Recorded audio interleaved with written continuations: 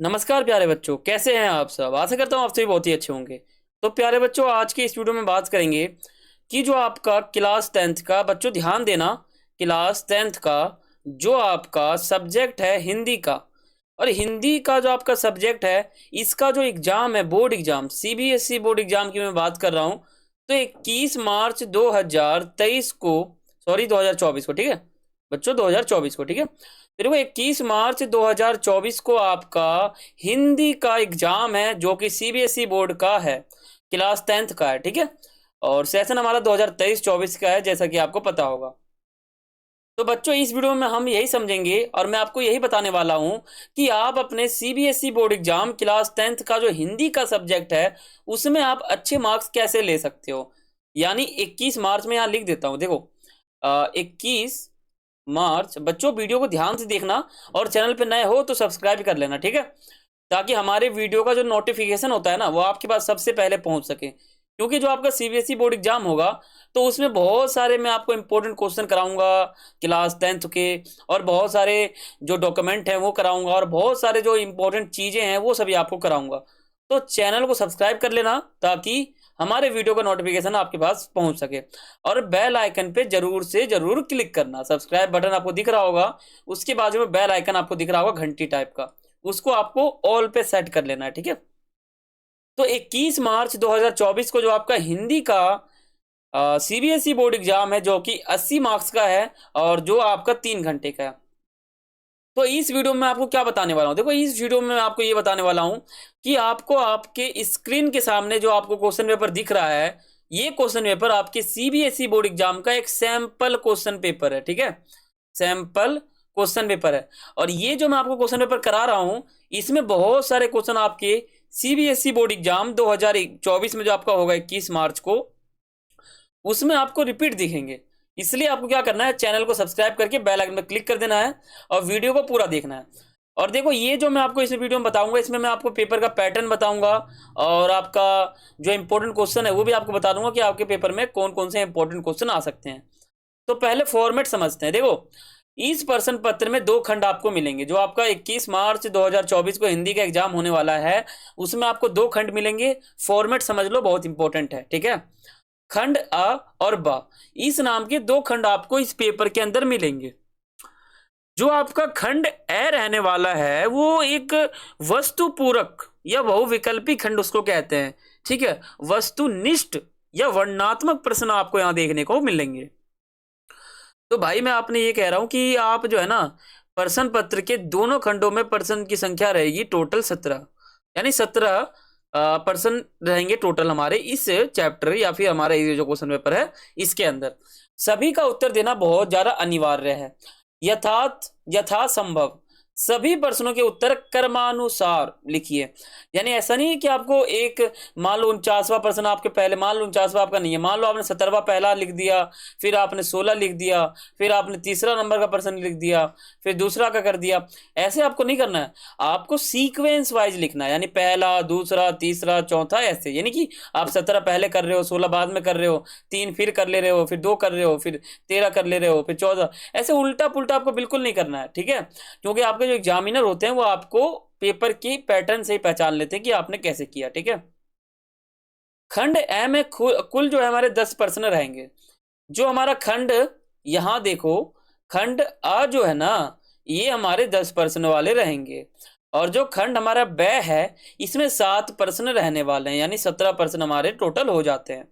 समझ गए। यानी खंड ए और खंड अ और ब, ये 2 नाम के हमारे सेक्शन है। पहला जो हमारा है, इसमें 17 टोटल हमारे 17 प्रश्न है, और जो पहला हमारा खंड है, इसमें 10 प्रश्न है, दूसरे में 7 है, और बहुत ज्यादा इंपॉर्टेंट है, ठीक है। देखो, इस प्रकार से आपका खंड शुरू हो जाता है। खंड अ ऐसा रहेगा आपका, इसमें आपके ये सभी इस प्रकार से गद्यांश मिलेंगे आपको, और इसमें आपको क्वेश्चन मिलेंगे ऐसे, ठीक है, जिसमें से आपको इसका आंसर ढूंढ के लिखना पड़ेगा।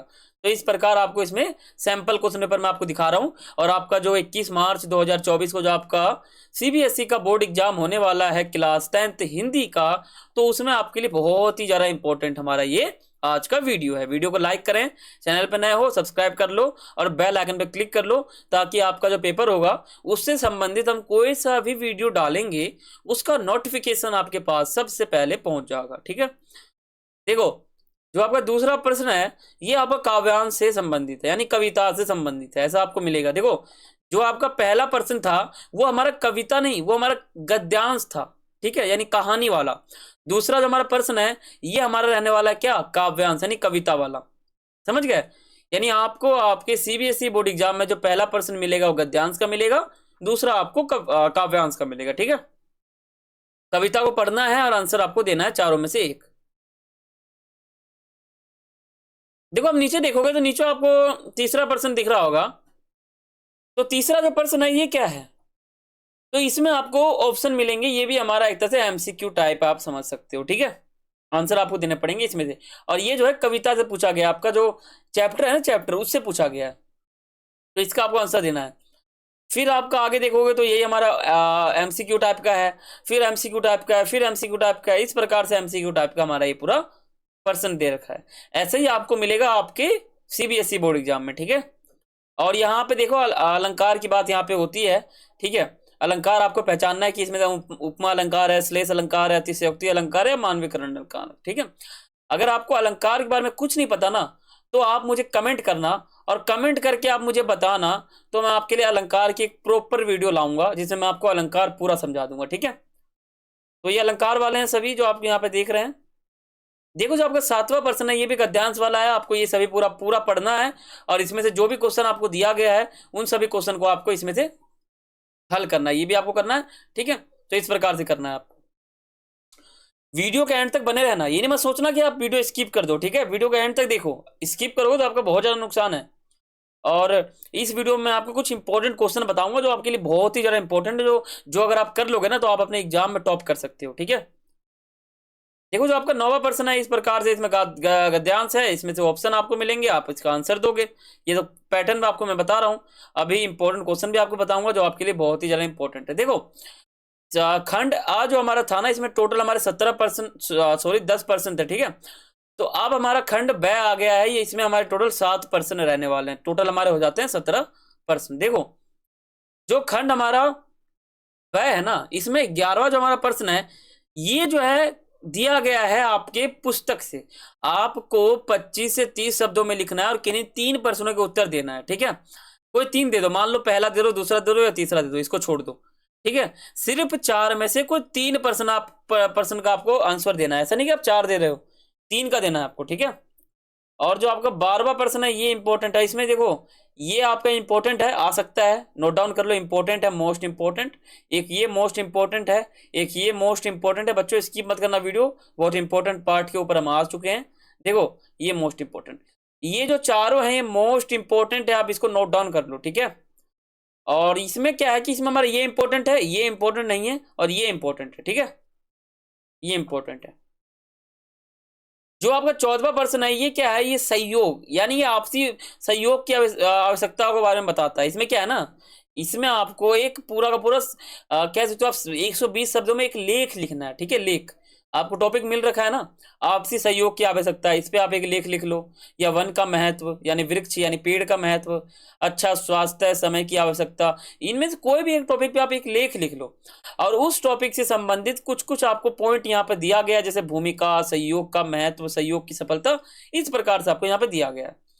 जो आपका 15वां प्रश्न है ये आपको 100 शब्दों में लिखना है, इंपॉर्टेंट है।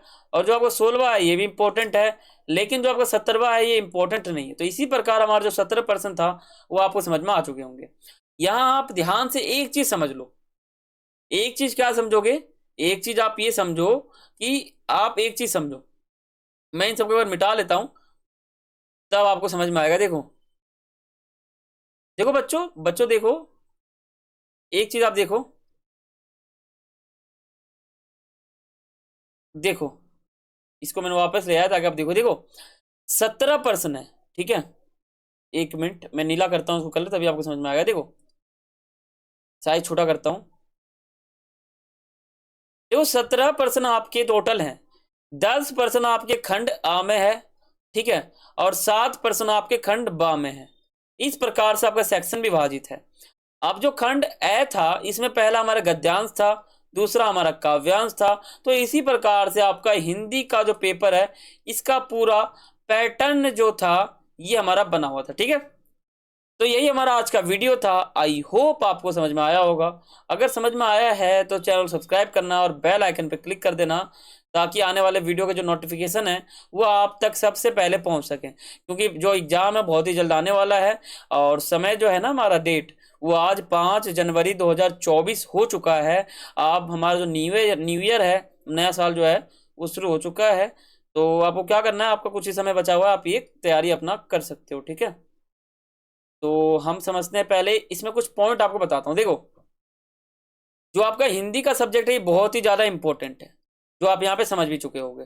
तो ये हमारा ऐसा सब्जेक्ट है जिसको आप अच्छे से करोगे तो आपको अच्छे नंबर आ जाएंगे। तो मैं ये समझता हूँ कि आपको इस वीडियो को देखने के बाद आपको इतना तो समझ में आ ही गया होगा कि किस प्रकार आपको आंसर लिखना है, सब कुछ आपको इसमें समझ में आ ही गया होगा। तो ये हमारा आज का वीडियो था। आशा करता हूँ आपको समझ में आ चुका होगा। तो फिर मिलते हैं अगले वीडियो में, तब तक के लिए सभी को थैंक्स फॉर वॉचिंग। जय हिंद, जय भारत।